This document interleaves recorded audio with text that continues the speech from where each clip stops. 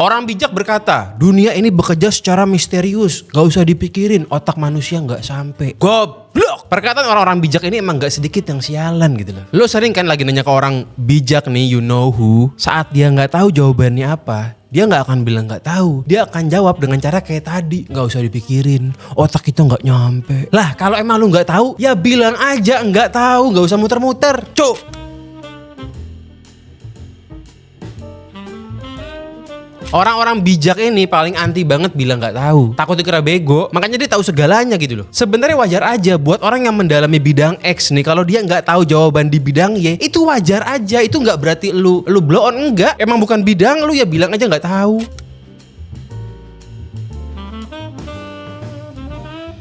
Ini salah satu postingan di Threads. Kenapa udara subuh sejuk dan segar? Jawabannya karena belum tercampur dengan nafasnya orang munafik lah. Nafasnya orang munafik, nafasnya orang alim, sama-sama karbon dioksida, nggak ada bedanya. Kalau lu nggak belajar sains, nggak paham meteorologi, ya bilang aja nggak tahu. Otak kita emang nggak sampai untuk memahami yang sebesar itu. Kata mereka kayak begitu. Tapi faktanya dari zaman dulu orang emang ngomong kayak gitu, template banget. Faktanya pengetahuan terus maju. Sampai pada akhirnya nanti di masa depan mungkin semuanya akan terjawab. Sekarang belum. Tapi sekarang nih, yang dulunya nggak bisa dijawab, sekarang sudah mulai terjawab. Dulu orang Yunani nggak paham petir datang dari mana, makanya ngarang dewa petir lagi marah. Begitu ketahuan petir datang dari mana secara sains, akhirnya Zeus jadi nggak relevan lagi. Zeus ditendang ke laut. Zaman kegelapan dulu nih ya, zamannya Black Death, itu dokter-dokter pun nggak paham bagaimana cara wabah itu menular. Mereka belum tahu bakteri. Mereka itu dulu mengira Black Death itu nularnya lewat bau busuk. Makanya mereka pakai topeng yang terkenal, atau topeng yang ada paruhnya. Kenapa ada paruhnya? Karena di bagian paruhnya itu dipakai buat naruh rempah-rempah, supaya bau busuk nggak kecium, yang kecium bau-bau rempah-rempah yang wangi. Mereka fokus ke bau busuk, mereka nggak cuci tangan, mereka bahkan jarang mandi. Padahal yang paling bisa membantu supaya nggak kena Black Death adalah cuci tangan. Tapi karena dulu belum paham. Begitu mereka paham, ya udah, kesalahan yang dulu nggak akan diulangi lagi. Kalau sains begitu, saat ada kebenaran yang baru, ya kebenaran yang baru yang dipakai gitu loh. Setelah mereka paham, oh ternyata bukan soal bau busuknya, soal virus, soal bakteri. Oke, I got it gitu. Akhirnya sekarang saya paham. Yang salah dulu saya akan koreksi. Yang benar kayak begitu mestinya. Zaman dulu nih orang sakit dibacain mantra, ya nggak apa-apa sih karena dulu nggak paham. Tapi sekarang kan udah jelas, kalau sakit batuk ya minum obat batuk. Kalau zaman sekarang masih baca mantra kan pusing juga. Jadi sebenarnya bukan dunia yang bekerja secara misterius, bukan. Tapi mungkin otak kita yang belum nyampe ke beberapa pertanyaan gitu. Ya one day mungkin akan nyampe, karena trajektorinya sains itu membuat yang pertanyaan-pertanyaan dulunya itu nggak kejawab, sekarang mulai kejawab. Yang repot adalah kalau sains sudah menjawab tapi kamu nggak tahu, akhirnya kamu masih ngarang-ngarang aja. Itu yang jadi masalah.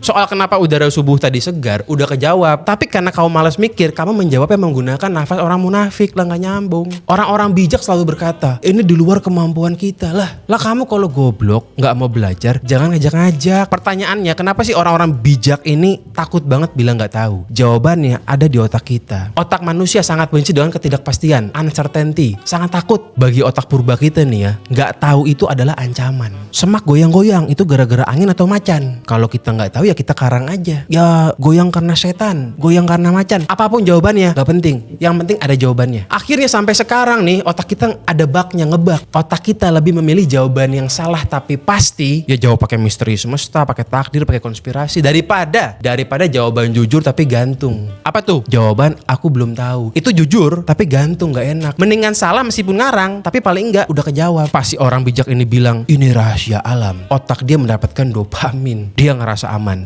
dia ngerasa pinter. Padahal aslinya dia cuma lagi ngedrugs pakai kebodohannya sendiri biar gak cemas. Dia bilang rahasia alam, ya biar otaknya tenang. Ya zaman dulu celah ketidaktahuan kita besar banget. Kita gak tahu petir dari mana, kita gak tahu hujan dari mana, kita gak tahu kenapa ada ombak, lahirlah Poseidon. Kita gak tahu petir, lahirlah Zeus. Kita gak tahu kenapa ada gempa, kita jawab dengan naga lagi bergerak. Tapi seiring waktu, sains itu mengisi celah-celah tersebut. Petir akhirnya ketahuan itu merupakan listrik statis di awan. Wabah kejawab gara-gara bakteri. Gerhana terjawab karena pergerakan orbital bulan, bumi, matahari. Gak ada urusan sama naga, gak ada. Celah misterius tadi tuh makin lama makin sempit. Dan maaf, zaman sekarang ini udah gak ada lagi alasan karena hantu tuh udah gak ada gitu. Harusnya sih udah gak ngomong karena hantu ya, tapi ya masih banyak yang pakai sih. Ya karena begini, kalau kita ngomongin hantu ya hantu dan teman-temannya itu gak ada. Jadi kalau kamu tiba-tiba lagi sakit itu bukan karena digentayangin hantu, bukan. Kesurupan ada gak? Ya gak ada. Mana ada kesurupan. Kalau kata Rio Hasan, pesantren, coba cek aja. Orang-orang yang kesurupan itu pasti orang-orang yang tidak populer. Gak pernah tuh ada jagoan di kelas yang kesurupan. Pasti selalu anak-anak yang tidak terlihat gitu loh. Anak-anak yang cupu. Ya artinya orang yang kesurupan itu memang caper aja. Gak ada tuh jagoan kelas atau cewek yang paling gaul kesurupan, gak ada. Jadi kalau zaman sekarang masih ada orang yang dikit-dikit bilang itu misterius, itu hantu, itu roh gentayangan, dia sebenarnya lagi ngehina dirinya sendiri. Dia males mikir. Bayangin seandainya zaman dulu Isaac Newton itu mikirnya seperti orang-orang bijak ini. Pas dia lihat apel jatuh dari pohon, dia akan bilang, wah luar biasa nih, apel jatuh karena rindu sama tanah. Lah gak nyambung. Alam sungguh misterius, kata Isaac Newton. Kalau Isaac Newton berpikir kayak gitu, zaman sekarang gak akan ada hukum gravitasi, gak akan ada GPS, gak akan ada internet. Kenapa? Karena dia orang bijak. Apel rindu dengan tanah, kan goblok banget gitu loh. Peradaban manusia ini maju karena orang-orang kurang ajar yang berani berpikir. Kalau semua orang itu bijak, mampuslah dunia ini. Sakit baca mantra? Ya bukan,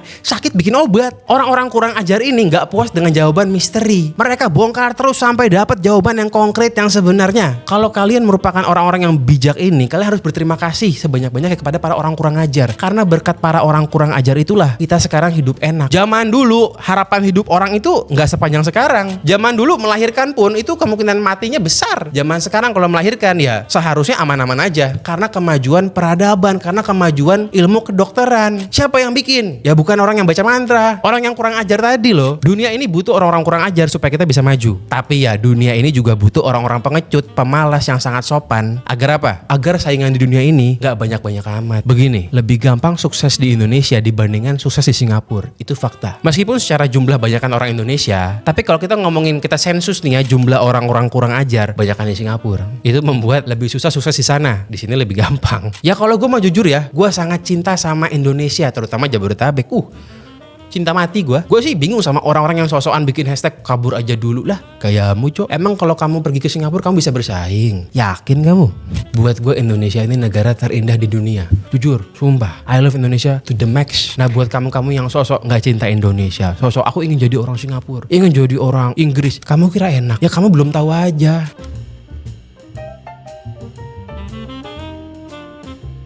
Jadi buat lo semua yang masih bangga jadi orang sopan, gue ucapin terima kasih. Terima kasih sudah menjadi penonton. Terima kasih. Terima kasih udah ngasih jalan buat orang-orang kayak gue dan para jamaah neuroscience lainnya yang berani kurang ajar untuk bisa lebih maju dengan saingan yang lebih sedikit. Terima kasih. Ya teruskan aja sopan santunmu, karena apa? Karena ya dunia ini kan cuma sementara. Ya enggak? Gak penting. Tapi buat lo orang sopan yang udah punya anak, kalau lu sayang sama anak lo yang masih kecil, tolong putus rantai kesopanan itu di lo aja. Tolong biarkan anak lo itu bertanya tentang apapun. Bebaskan dia tentang pertanyaan-pertanyaan yang ada di otaknya. Seaneh apapun pertanyaannya, sekurang ajar apapun pertanyaannya, tolong biarkan dia bertanya. Jangan lo matikan rasa penasarannya. Kalau dia bertanya yang sangat aneh, yang sangat kurang ajar, tolong usahakan jawab semampu lo. Kalaupun lo nggak bisa jawab, bilang lo nggak tahu. Jangan lo hus.